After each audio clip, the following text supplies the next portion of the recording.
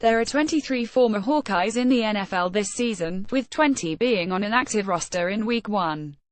There are also more Hawkeyes on practice squads who could eventually make an NFL roster later in the season. But for Week 1, it was great to see former Hawks play in a full, meaningful game, while George Kittle and Desmond King made their NFL debuts. The NFL season kicks off tonight. Good luck to our 23 NFL Hawks as they begin the race for the Lombardi Trophy. Pick.twitter.com 5UCow70s, Hawkeye Football at Hawkeye Football September 7, 2017. Former Hawks make big defensive plays. Mike Daniels is a stud. The stalwart on Green Bay's defensive line had one of the best games of his career, finishing with 7 tackles, 1.5 sacks, 1 tackle for loss, 4 QB hits, and a forced fumble that led to a Green Bay touchdown.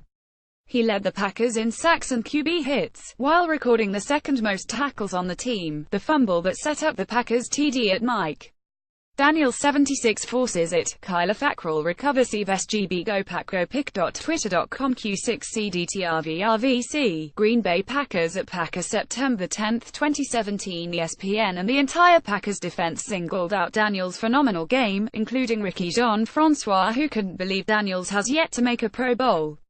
There are still 15 more games to play, but Daniels looks poised to make his first Pro Bowl team.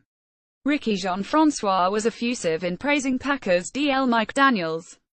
On learning HES, never been a Pro Bowler. Pick.twitter.com at one allows, Ryan Wood at Wood September 11, 2017. Micah Hyde had a stellar game in his Buffalo Bills debut, as well, along with 3 tackles and a pass deflection. Hyde intercepted Josh McCown with less than 2 minutes left in the game to secure the win. Christian Kirksey, who had the 3rd most tackles in the NFL last season, had 5 tackles in a losing effort for the Cleveland Browns. He was one of 5 players to play every defensive snap for Cleveland. Also, in 25 snaps, Adrian Claiborne returned from injury by recording 1 tackle and a QB hit on Mike Glennon in Atlanta's Week 1 win. Desmond King, who switched to number 20, saw some action in the second half. He played airtight defense on Benny Fowler 3, leading to the ball deflecting off Fowler and King's foot before landing in Adrian Phillips' hands for an interception. Chargers safety Rayshawn Jenkins left the game with a concussion, too, which could lead to more playing time for King if Jenkins misses extended time. WOWWWWW. Off the WR. And the DB's foot. And at Phillips_17 with the pick. Chargers. Pick.twitter.com moved side G. NFL at NFL September 12, 2017. Kyle Kludge only recorded 1 tackle in Tennessee's loss, but he got double birds from Marshawn Lynch. At NFL. So it's okay for Marshawn Lynch to flip off Kyle Kludge, but you can find Tyreek Hill for a sign. Pick.twitter.com Kazai's wife, Heather at its_Heather September 11, 2017. George Kittle in the offensive line. George Kittle entered Sunday dealing with a hamstring injury and listed as questionable by San Francisco. He looked fine, though, playing in all but 3 offensive snaps and catching 5 passes for 27 yards, including his personal best, a 13-yard reception. On his first career drive, San Francisco's offense struggled moving the ball, but Kittle still made a difference by finishing 2nd in receptions and 3rd in receiving yards on the team. He was also called for a false start in the 4th quarter. On Monday Night Football, Riley Reiff could not have played any better, guiding the Vikings to a Week 1 victory. New Viking LT Riley Reiff 35 pass.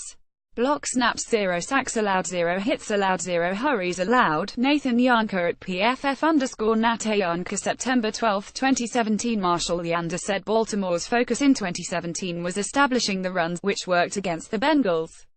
Behind Yanda, the Ravens rushed for 157 yards. Yanda's 83.4 PFF grade was also the best on Baltimore's offense. Top 5 Ravens offensive players vs. Bengals. Marshall Yanda 83.4, Austin Howard 76.2, Terrence West 75.2, Danny Woodhead 74, Benjamin Watson 72.9, PFF Bal Ravens at PFF_Baltimore September 11, 2017. Brandon Sheriff struggled all preseason, which had some people worried about the Pro Bowl guard. His efforts in Week 1 against the Eagles didn't ease any nerves. According to Hogshaven Brandon Sheriff, none of the linemen were particularly good on Sunday, but Moses and Sheriff stood out as being worse than the others.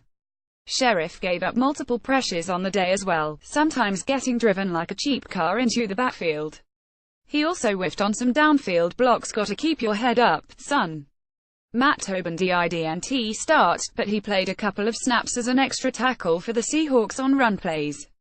He's still competing for a starting spot. Injury report: Brian Bulaga missed Green Bay's season opener against Seattle due to a sprained ankle. After battling injuries during the preseason, Houston tight end C.J. Fiedorowicz caught 4 passes for 46 yards in the Texans season opener. However, he left the game with a concussion and Bill O'Brien doesn't expect him to play in Week 2. Inactive SDNP: Cole Croston New England, Greg Mabin Buffalo and Jaleel Johnson Minnesota were all on inactive lists. While Croston and Mabin being inactive isn't a huge surprise, Johnson not being active after a very strong preseason is a little confusing. CJB didn't take any snaps for the 49ers, as Brian Hoyer completed 24 of 35 passes for 193 yards and an interception. Carl Davis wasn't on Baltimore's inactive list, but he didn't record any stats. Austin Blythe Los Angeles Rams and Andrew Donnell Rams are both backups on the Rams offensive line. Jake Rudock didn't take any snaps under center, but he got on the field as a holder on special teams after Detroit's regular holder, their punter, was injured. He botched his first snap as a holder, but was fine in his other plays as a holder.